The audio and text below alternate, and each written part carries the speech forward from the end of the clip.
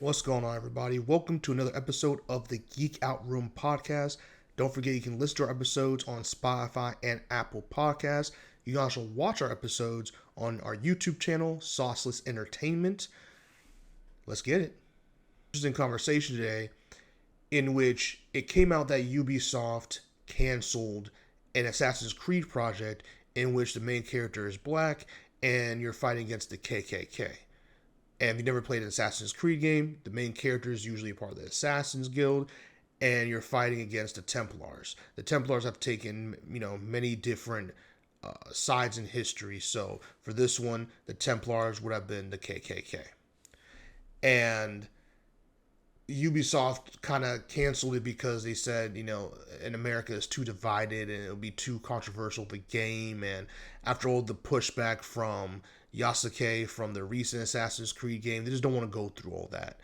And I'm very disappointed by this. One, because this would have been an amazing plot. Now, a lot of people are saying this would have been a slam dunk. I don't think so. I think that something like this, where you have a black main character in post Civil War America, and you have the KKK, like all those elements in the game, you have to be very careful. You have to, and by careful, I mean more towards how good the story is how nuanced and how good your writers are.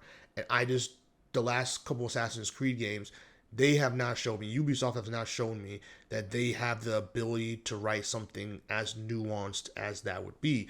Because wrong writing on this, it could have turned into a project where it is very one note, or it skipped over a lot of the gruesome details, a part of that dark time in American history.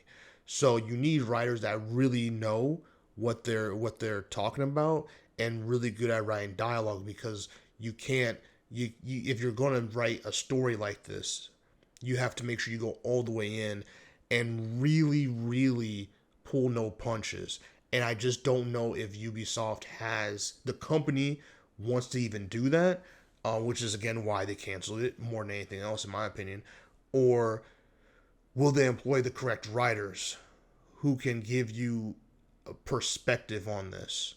All right, because I think a game like this, it would have been more one of the most intricate writing jobs they would have had to do for an Assassin's Creed game in a long time, in my opinion.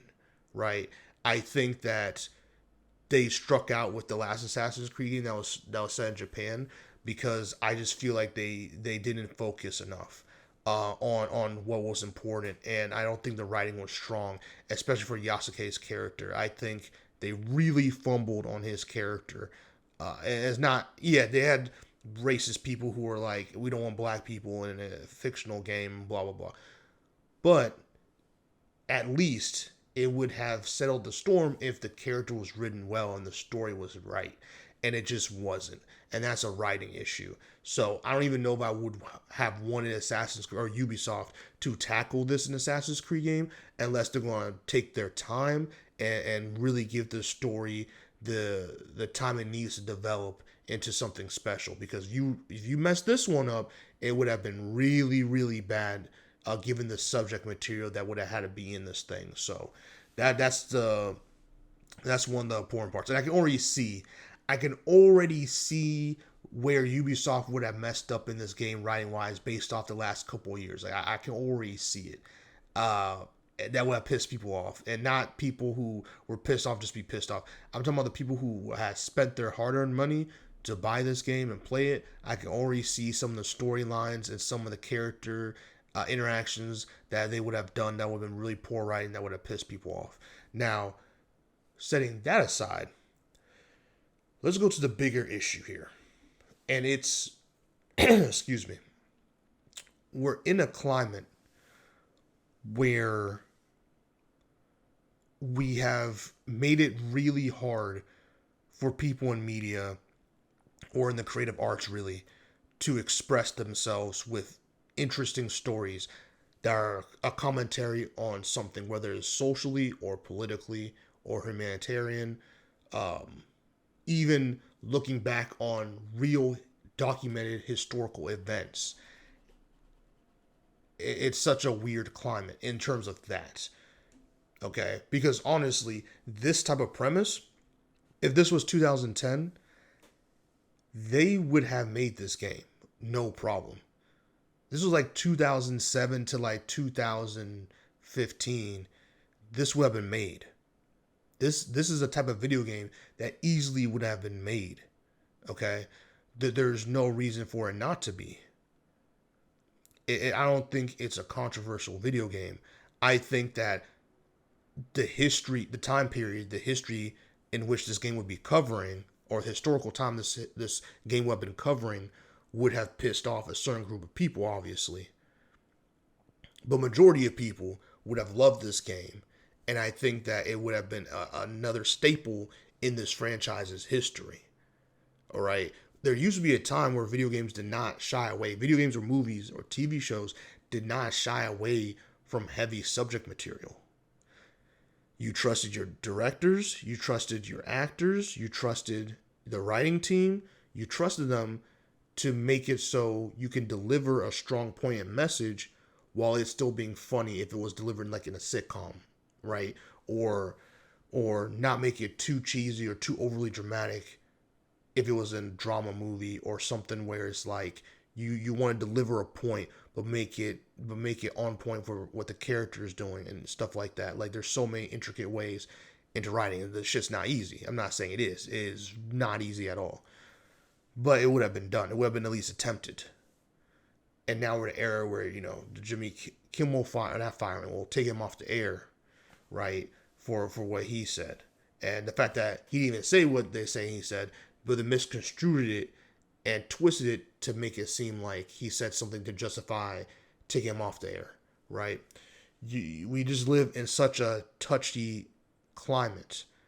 I don't want to say per se sensitive, but a touchy climate where the people who have the highest authority is reaching, or not even reaching, overreaching, and getting people fired or costing people jobs or millions of dollars.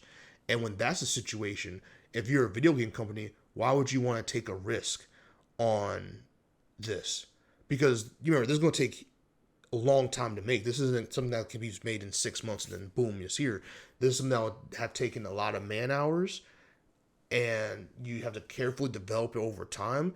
And then there's that marketing window where you would have to deal with all that backlash that they're saying they wanted to avoid with this game based off the Yasuke backlash. And then the game would have come out. And the last thing you want is to spend millions of dollars on like a video game and not make any money because of these controversies, or let's say the government, because there's no way the right would have wanted this video game to come out, let's be honest. Especially MAGA. So they would have been like, yo, what's this? And would have, just like little thing, just like a simple, there could be a simple Pepsi, well, Pepsi did make a dumbass ad. There could be a simple Sprite ad that could have been some type of way and had some kind of joke in there, joking on the current political climate that we're in right now. And someone in the government would have been like, hey, no, take this off the air or we're going to penalize you some type of way. That's the kind of touch and go climate we're in right now. So tying that back into Ubisoft is like, okay, why would we even want to, or anybody for that matter, why would we want to do this? Is it more trouble than it's worth? And for some people it is. Because again, Ubisoft, it's not like the last couple of Assassin's Creed games have been a home run. All right. The series has not really returned to form. And so on one hand, I don't blame them for not wanting to deal with this. But on the other hand, it's like, okay, well, are you just saying now you're never going to have a black main character because you don't want to deal with racist white people? That doesn't make any sense. That's really stupid. That's very stupid.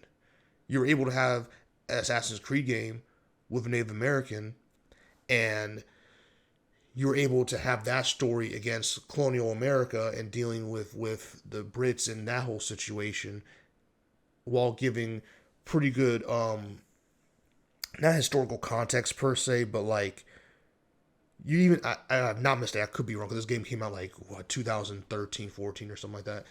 Talking about Assassin's Creed 3. but you were able to add like actual Native American language in this game, and you took that kind of care into this game, and that wasn't controversial. And yes, 2013, 14, 15 was a different time, but nonetheless, you did it. Modern Warfare 2 with their infamous No Russian mission. That mission, that game, that mission coming out now, or Call of Duty, was it Modern? No, it was still Modern Warfare 2 when the nuke went off back in 2007, 8. When the nuke went off and killed a lot of American soldiers in the Middle East. That is a mission in this climate would have come out. And if you don't do that, there's so many iconic missions and moments in gaming history that are now erased. And I think at some point, as a creative, if you're creating something, you've got to create it. You can't just hold yourself back in fear of things. The people who support you will support you. You just have to make a good product. You have to care. If you like, for example, they made this game but half-assed it and took some stuff out because they're scared of what racist people would say or do or boycott the game. Who cares if racist people boycott your game? Who cares? And I know in this day and age, it may seem like the majority of people in the United States are racist people who would boycott this. But in reality, it's a very small faction in terms of people who would spend their time to boycott this game. Racism, that's a whole different story, and that's a different conversation. But in terms of people who would spend their time to boycott this avidly, like just spend all their time in doing this, that is a small portion, is what I'm trying to say. You have a fan base who still like your games despite you having some so-so titles over the last couple of years. And I would hate this to be the norm of us continuously not putting our best product out there, or not putting these really interesting and never done before ideas just for the sake of backlash, or the sake of you failed once, right? Again, learn. The whole point is, can you learn? Yes, Yasuke was not handled well. I personally, well, besides the writing being terrible and the game actually not being good, in my opinion anyway, there's different ways to handle it. It's like, hey, you know what? Let's just drop a trailer. Let's not even let them know what the game's going to be about. You just drop a trailer with a black man. I'm also black, by the way. A black man jumping off a rooftop in post-Civil War America and assassinating the head of the KKK or one of their chapters or whatever those racist pieces of shit are. You do something like that, and you just put boom Assassin's Creed, whatever the title would have been, Assassin's Creed Freedom or some shit. Like, bro. And then you put historical black figures for that time in this game. I'm telling you, it would have done numbers, and the trailer would have done numbers. And yes, you would have got pushback, but you would have had so much roaring support. It really, in video games, anyway, it hasn't been done like this, like how Assassin's Creed delivers games, how the Assassin's Creed structure of games is. We've never had something like this. This would have been generational. It would have been generational.